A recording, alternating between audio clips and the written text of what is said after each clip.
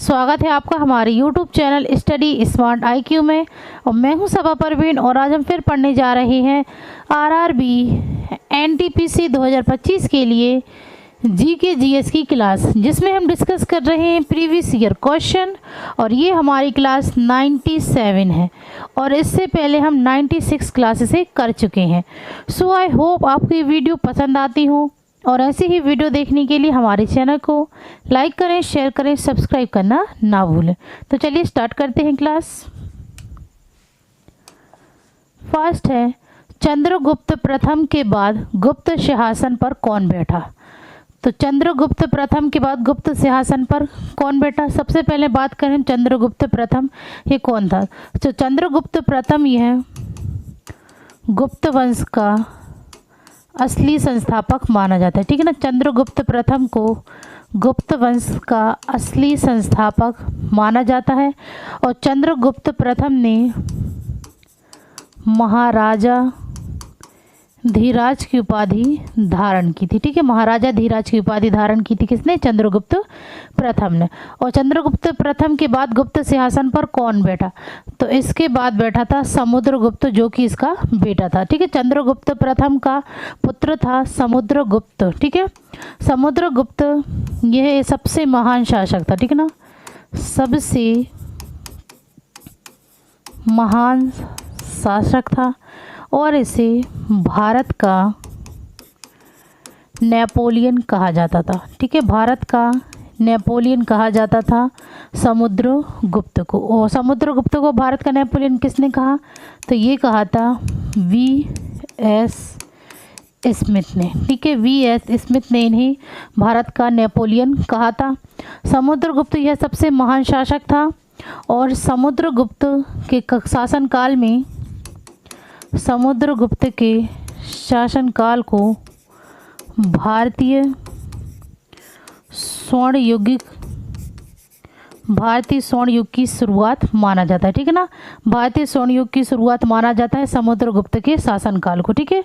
और समुद्रगुप्त यह एक कवि थे, ठीक है ना, यह एक कवि थे और इन्हें कविराज की उपाधि भी दी गई थी, ठीक है। कविराज की उपाधि भी दी गई थी किसे, समुद्रगुप्त को। ओके, फिर बात करें श्रीगुप्त।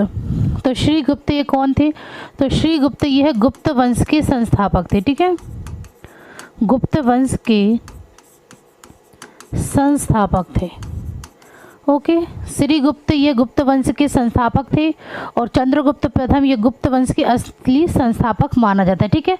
अगर ऑप्शन में चंद्रगुप्त प्रथम और श्रीगुप्त आए तो आपको श्रीगुप्त ही लगाना है, ठीक है। और अगर पूछा जाए कि असली संस्थापक तो उसमें लगाना है चंद्रगुप्त प्रथम। ओके, फिर बात करें शूद्रक, ये कौन था, तो शूद्रक यह एक प्राचीन भारतीय प्राचीन नाटककार थे, ठीक है ना, नाटककार थे।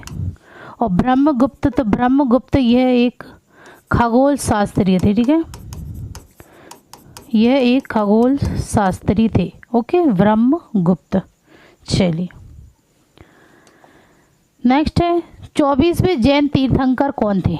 तो 24वें जैन तीर्थंकर इनमें से कौन थे, तो 24वें जैन तीर्थंकर थे, ये थे महावीर, ठीक है। महावीर ये 24वें जैन तीर्थंकर थे और अंतिम, ठीक है ना, 24वें और अंतिम तीर्थंकर थे महावीर।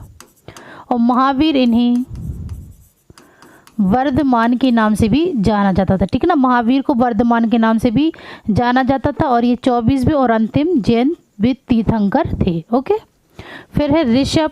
तो ऋषभ ये जैन धर्म के पहले तीर्थंकर थे, ठीक है ना, पहले यानी कि प्रथम तीर्थंकर थे ऋषभ। गोमतेश्वर ये कौन थे, तो गोमतेश्वर यह ऋषभ तीर्थंकर के, जैन धर्म के ऋषभ तीर्थंकर के पुत्र थे, ठीक है ना, गोमतेश्वर। फिर पारसनाथ। तो पारसनाथ ये कौन थे, तो पारसनाथ ये थे 23वें तीर्थंकर, ठीक है, 23वें जैन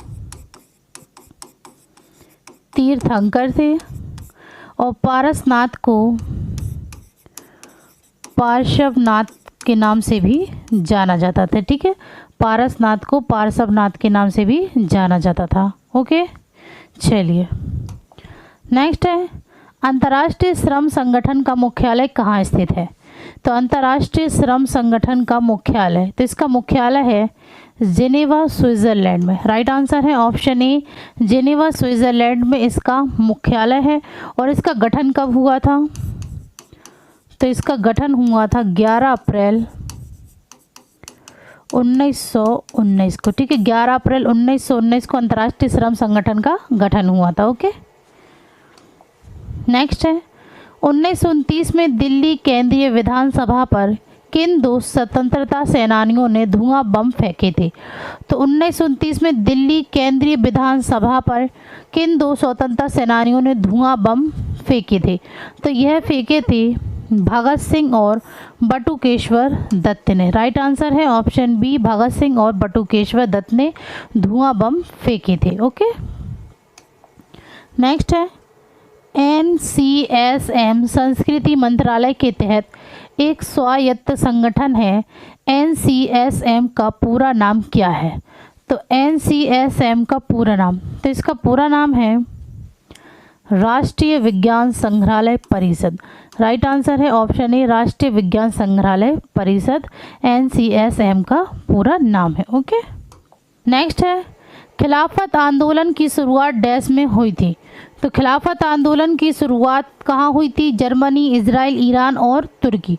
तो ये हुई थी, राइट आंसर है ऑप्शन डी, तुर्की में। ठीक है, खिलाफत आंदोलन की शुरुआत तुर्की में हुई थी। ठीक है ना, तो ये प्रीवियस ईयर क्वेश्चन है और इसकी शुरुआत 1919 में हुई थी और ये 1924 तक चला था। ठीक है, और इसका नेतृत्व किसने किया था?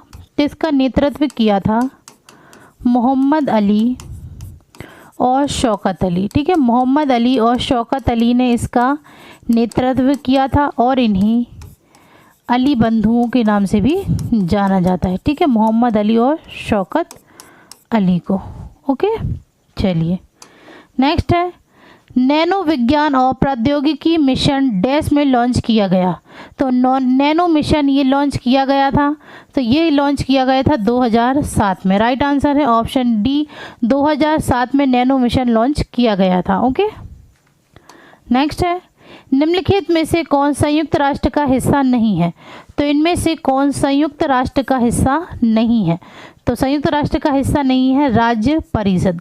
राइट आंसर है ऑप्शन ए, राज्य परिषद यह संयुक्त राष्ट्र का हिस्सा नहीं है। बाकी सुरक्षा परिषद, अंतर्राष्ट्रीय न्यायालय और सामान्य सम्मेलन ये संयुक्त राष्ट्र के हिस्से हैं। ओके, नेक्स्ट है भारत के राष्ट्रपति पर महाभियोग चलाने की प्रक्रिया भारतीय संविधान के डैश में उल्लिखित है। तो भारत के राष्ट्रपति पर महाभियोग चलाने की प्रक्रिया भारतीय संविधान के डैश में उल्लिखित है। तो यह उल्लिखित है अनुच्छेद 61 में। ठीक है, राइट आंसर है ऑप्शन सी, अनुच्छेद 61 में भारत के राष्ट्रपति पर महाभियोग चलाने की प्रक्रिया भारतीय संविधान के अनुच्छेद 61 में उल्लिखित है। ओके, नेक्स्ट है निम्नलिखित में से किस उपकरण का उपयोग वायु की गति मापने के लिए किया जाता है? तो किस उपकरण का उपयोग वायु की गति मापने के लिए किया जाता है? तो ये किया जाता है एनीमोमीटर का उपयोग वायु की गति मापने के लिए। ठीक है, राइट आंसर है ऑप्शन ए। नेक्स्ट है ध्वनि की तीव्रता मापने के लिए निम्नलिखित में से किस इकाई का उपयोग किया जाता है? तो ध्वनि की तीव्रता मापने के लिए तो ये यूज़ किया जाता है डेसिबल का। ठीक है, राइट आंसर है ऑप्शन बी, डेसिबल का उपयोग ध्वनि की तीव्रता मापने के लिए किया जाता है। नेक्स्ट है काठियावाड़ प्रायद्वीप डैश का भौगोलिक और सांस्कृतिक विस्तार है। तो काठियावाड़ प्रायद्वीप यह भौगोलिक और सांस्कृतिक विस्तार है, तो यह है अहमदाबाद का। ठीक है, राइट आंसर है ऑप्शन सी, अहमदाबाद का भौगोलिक और सांस्कृतिक विस्तार है काठियावाड़ प्रायद्वीप। ठीक है, नेक्स्ट है IPAB का गठन 2003 में वाणिज्य और उद्योग मंत्रालय में किया गया था। तो IPAB का पूर्ण रूप क्या है? तो IPAB का पूर्ण रूप, तो इसका पूर्ण रूप है बौद्धिक संपदा अपीलीय बोर्ड। राइट आंसर ऑप्शन सी, बौद्धिक संपदा अपीलीय बोर्ड IPAB का पूर्ण रूप है। नेक्स्ट है दुनिया का पहला आधिकारिक एयरमेल फरवरी 1911 में डैश से डैश तक भेजा गया था। तो दुनिया का पहला आधिकारिक एयरमेल फरवरी 2011 में इलाहाबाद से नैनो भेजा गया था? राइट आंसर है ऑप्शन बी, इलाहाबाद से नैनो भेजा गया था। नेक्स्ट है, निम्नलिखित में से किस पुस्तक ने वर्ष 2019 में मैन बुकर अंतर्राष्ट्रीय पुरस्कार जीता? तो इनमें से किस पुस्तक ने 2019 में मैन बुकर अंतर्राष्ट्रीय पुरस्कार जीता? तो ये जीता है सेलेस्टियल बॉडी ने। राइट आंसर है ऑप्शन सी, सेलेस्टियल बॉडी ने पुस्तक ने वर्ष 2019 में मैन बुकर अंतर्राष्ट्रीय पुरस्कार जीता। नेक्स्ट है, राष्ट्रीय मानवाधिकार आयोग का अध्यक्ष होना चाहिए? तो राष्ट्रीय मानवाधिकार आयोग का अध्यक्ष होना चाहिए भारत के सेवानिवृत्त मुख्य न्यायाधीश। Right answer option D.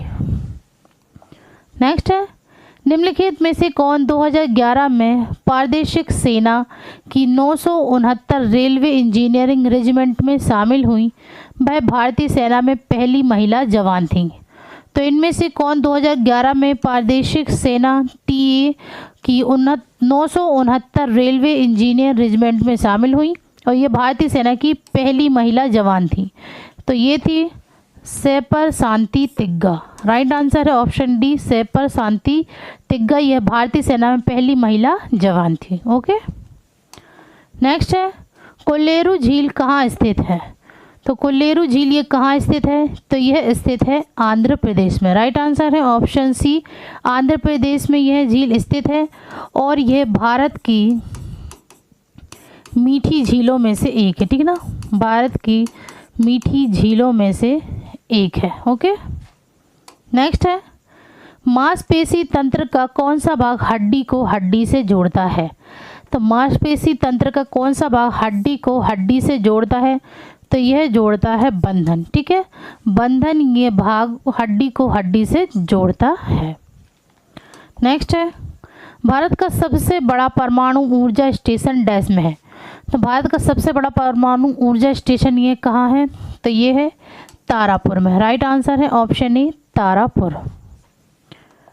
Next है, डैश भूकंप का अध्ययन है? तो इसमें से भूकंप का अध्ययन कौन सा है? तो यह है seismology. Right answer option D, seismology ये भूकंप का अध्ययन है। नेक्स्ट है, ध्वनि तरंगों की डैश के कारण हम आसपास के कमरों से दूसरों को बोलते हुए सुनते हैं? तो ध्वनि तरंग के किस कारण से हम आसपास के कमरों से दूसरे कमरों को बोलते हुए सुनते हैं? तो यह सुनते हैं विवर्तन के कारण। राइट आंसर है ऑप्शन डी, विवर्तन के कारण। नेक्स्ट है, नॉन वॉलेटाइल मेमोरी एक प्रकार की कंप्यूटर मेमोरी है जो कंप्यूटर के चालू रहने पर भी संग्रहित जानकारी को बनाए रख सकती है। तो नॉन वॉलेटाइल मेमोरी ये एक प्रकार की कंप्यूटर मेमोरी है जो कंप्यूटर के चालू रहने पर भी संग्रहित जानकारी को बनाए रख सकती है। तो राइट आंसर है ऑप्शन ए, संचालित नहीं। Okay, right answer option A, संचालित नहीं। नेक्स्ट है, निम्नलिखित में से कौन सा भारत का प्रमुख कार्यक्रम नहीं है? तो इनमें से भारत का प्रमुख कार्यक्रम नहीं है कौन सा? पहला है मरुस्थल विकास कार्यक्रम। तो राइट आंसर होगा ऑप्शन ए, मरुस्थल विकास कार्यक्रम यह भारत का प्रमुख कार्यक्रम नहीं है। बाकी प्रधानमंत्री आवास योजना ग्रामीण, तो यह इसका प्रमुख कार्यक्रम है। राष्ट्रीय ग्रामीण स्वास्थ्य मिशन भी कार्यक्रम है और सर्व शिक्षा अभियान भी भारत का प्रमुख कार्यक्रम है। ओके, नेक्स्ट है, निम्नलिखित में से 2019 में भारत रत्न किसे प्राप्त हुआ? तो इनमें से 2019 में भारत रत्न किसे प्राप्त हुआ था? तो ये प्राप्त हुआ था नानाजी देशमुख को। ठीक है, नानाजी देशमुख को 2019 में भारत रत्न प्राप्त हुआ था और नानाजी देशमुख यह भारतीय सामाजिक कार्यकर्ता और राजनीतिक थे।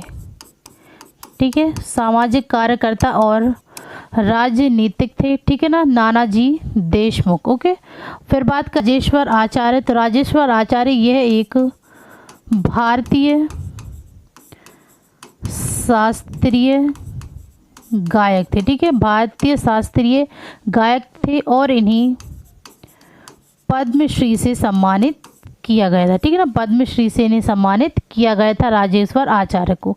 फिर बात करें तीजन बाई, तो तीजन बाई ये कौन थी, तो यह एक प्रसिद्ध पाड़वानी लोक गायक थी, ठीक है। पाड़वानी लोक गायक थी तीजन बाई, और इन्हें पद्म विभूषण से सम्मानित किया गया था, ठीक है, तीजन बाई को। फिर बात करें विराट कोहली, तो विराट कोहली यह एक भारतीय क्रिकेटर है, ठीक है, यह एक भारतीय क्रिकेटर है और इन्हें किंग कोहली के नाम से भी जाना जाता है। विराट कोहली को राजीव गांधी खेल रत्न से सम्मानित किया गया है, ठीक है। राजीव गांधी खेल रत्न और पद्मश्री से सम्मानित किया गया है, ठीक है, विराट कोहली को। तो ये थी आज की हमारी क्लास आरआरबी एनटीपीसी 2025 की जीके जीएस की क्लास। आई होप आपको ये वीडियो पसंद आई हो, और ऐसे ही वीडियो देखने के लिए हमारे चैनल को लाइक करें, शेयर करें, सब्सक्राइब करें। Thank you.